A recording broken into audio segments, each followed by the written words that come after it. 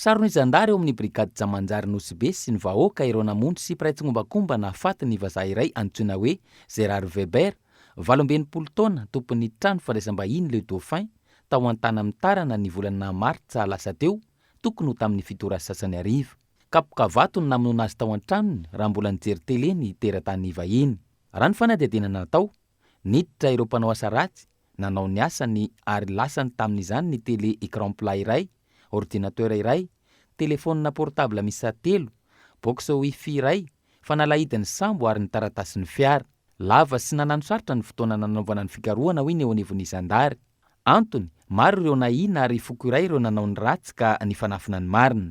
Zay zany a nahatonga an'izao ny fisamborana olona be zao a, satria olona reo koa zany olona foko ray daholo, zany hoe atanosy daholo, de mifandaindaigna ao reo tsy milaza ny marina, milaza tsy fakalala, nefa ny zavatra fantatra fa atao marina.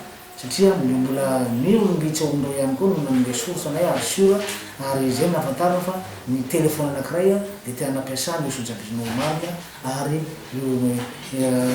le rahandramatoa atao hoe mahatsinjo no chargena le telefôna, de mahatsinjo amizay rehefa avy chargé le telefôna nalain'le atao hoe manova atao aminy.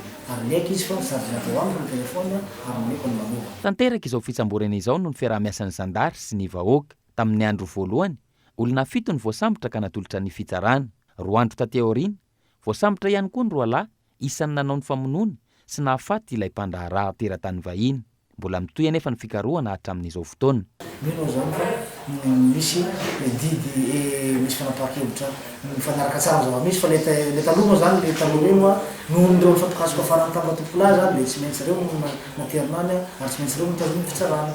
Zao zany commence miamazava ny raharaha ary tsy ren'olona reny marina kay nanao ny action fa reto efatra amin'ny rahalahy zay fa azo mendany. Tsy hijanona zany ny fikarohana fa hitady an-trano zay ndreo mitsoka reo le teolona reo, na le animazinga na le sojabrino sy manjaka io zay fantatra fa miafina mbola miafina eto Nosy be ihany hatram'izao. Ka ikako zay ary mbola vokatsika mandany iny zany ny suiten'izay fikarohana zay.